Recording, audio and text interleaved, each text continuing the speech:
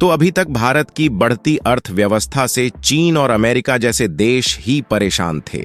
लेकिन हाल ही में जो खबर निकल कर आई है उसने भारत को भी सोचने पर मजबूर कर दिया है, क्योंकि यूरोपियन यूनियन के 27 देशों की तरफ से भारत में किए जाने वाले एक ऐसे आइटम के एक्सपोर्ट को रोका जा चुका है जो कि भारत में भारी मात्रा में यूरोप से ही इंपोर्ट होता है।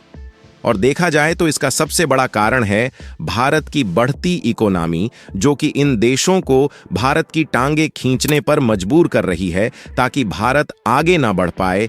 और हाल ही में जारी की गई खबर के मुताबिक भारत के ऊपर डायरेक्टली तो नहीं लेकिन इनडायरेक्टली एक ऐसा प्रतिबंध लगाया जा चुका है जिससे भारत को मिलियंस नहीं बल्कि बिलियंस ऑफ डॉलर के नुकसान उठाने पड़ सकते हैं, क्योंकि अब यूरोपीय यूनियन की तरफ से भारत में स्क्रैप मेटल के एक्सपोर्ट पर बैन लगा दिया गया है। और सोचने वाली बात यह है कि एक तरफ इसी यूरोपियन यूनियन के 27 देश भारत से एफडीए यानी कि फ्री ट्रेड एग्रीमेंट साइन करना चाह रहे हैं ताकि भारत और उनके बीच बायलेट ट्रेड और भी मजबूत हो सके। लेकिन दूसरी तरफ जब भारत नए नए रास्ते से तरक्की की ओर आगे बढ़ रहा है तो यही देश भारत की टांगे खींच रहे हैं। पूरी अपडेट क्या है इस वीडियो में समझते हैं, लेकिन आगे बढ़ने से पहले इसी तरह खबरों से अपडेटेड रहने के लिए वीडियो को एक लाइक करके चैनल को सब्सक्राइब जरूर कर लीजिए, क्योंकि यह आपके लिए 1 सेकंड का काम है लेकिन इससे हमारी काफी बड़ी मदद होती है। दरअसल हाल ही में जारी की गई खबर के मुताबिक यूरोपियन यूनियन की तरफ से एक नया सिस्टम लागू किया जा चुका है जो है वेस्ट सिस्टम मैनेजमेंट पॉलिसी, जिस पॉलिसी के तहत भारत जैसे देशों में स्क्रैप मेटल का एक्सपोर्ट नहीं किया जाएगा। और दिक्कत वाली बात यह है कि यूरोपियन यूनियन के द्वारा लागू की गई इस पॉलिसी से भारत को काफी बड़ा नुकसान होने वाला है, क्योंकि देखा जाए तो भारत स्क्रैप मेटल को यूरोपीय कंट्री से भारी मात्रा में इंपोर्ट करता है। लेकिन अब यूरोपियन यूनियन ने साफ साफ कह दिया है कि वह भारत में स्क्रैप मेटल का एक्सपोर्ट नहीं करेगा। यानी कि देखा जाए तो एक तरफ से भारत को रोकने की कोशिश की जा रही है ताकि भारत की इकोनॉमी डिक्लाइन की ओर चली जाए। और उससे भी ज्यादा हैरान करने वाली बात यह है कि यूरोपियन यूनियन के यही 27 देश भारत के साथ एटीए यानी कि फ्री ट्रेड एग्रीमेंट साइन करना चाहते हैं ताकि इनको भारत की मार्केट का ड्यूटी फ्री एक्सेस मिल जाए और यह अपने ट्रेड को भारत में बढ़ा सके।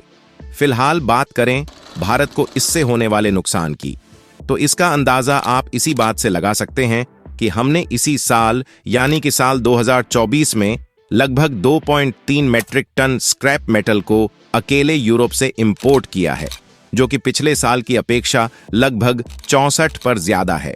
और भारत में स्क्रैप मेटल की जरूरत साल दर साल बढ़ती ही जा रही थी।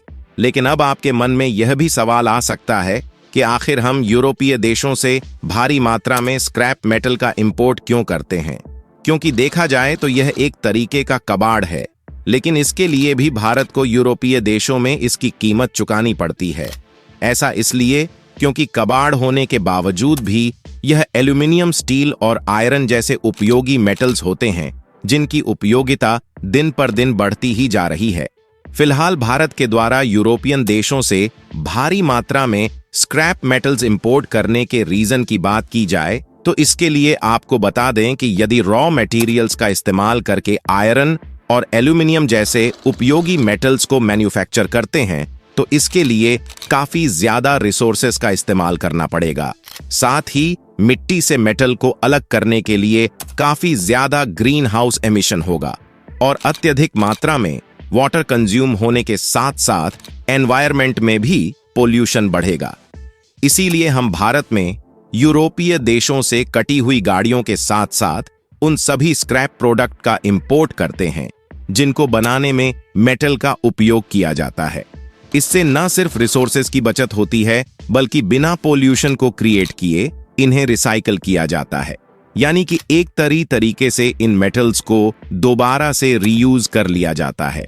और सबसे अच्छी बात यह है कि इससे कार्बन एमिशन भी नहीं होता और भारी मात्रा में पानी की बचत होती है।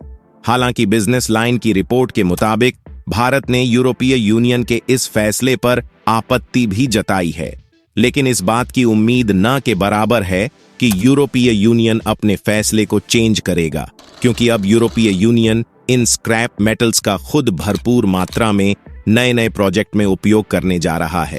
लेकिन नई पॉलिसी का नाम देकर भारत के लिए एक नई सिरदर्दी ठोक दी है। फिलहाल भारत और यूरोप के बीच बायलेट ट्रेड देखा जाए तो यह $100 बिलियन पर ईयर से भी ज्यादा है, और इन्हीं यूरोपीय देशों में से एक देश है नीदरलैंड, जो कि भारत का तीसरा सबसे बड़ा ट्रेड पार्टनर माना जाता है। और अगर डिपेंडेंसी की बात करें तो भारत भी कई मामले में यूरोपीय देश पर डिपेंडेंट है। और अकेले स्क्रैप आयरन को देखा जाए तो हमने पिछले साल लगभग 18 मीट्रिक स्क्रैप आयरन यूरोपीय देशों से ही इंपोर्ट किया है।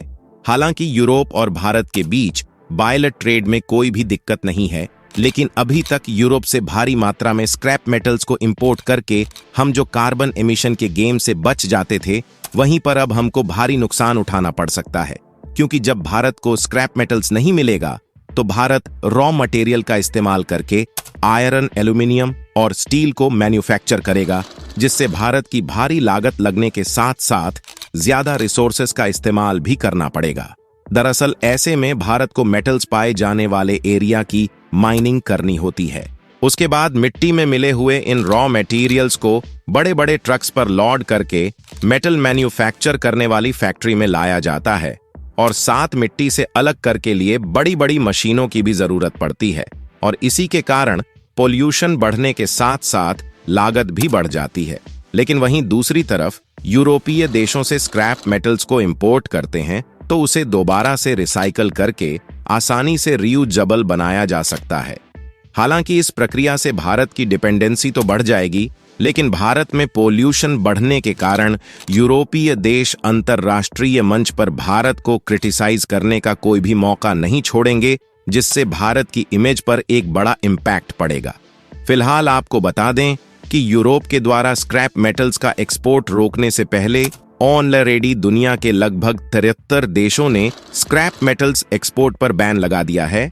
तो ऐसे में भारत के लिए नए मार्केट की तलाश करना भी थोड़ा मुश्किल काम है। लेकिन आपको जानकर खुशी होगी कि इसके बावजूद भी भारत ने यूरोपियन यूनियन के इस फैसले पर आपत्ति जताया है, और इसके अलावा भी हम यूएई और कुछ अफ्रीकन देशों में इस स्क्रैप मेटल इंपोर्ट करने का मौका तलाश रहे हैं।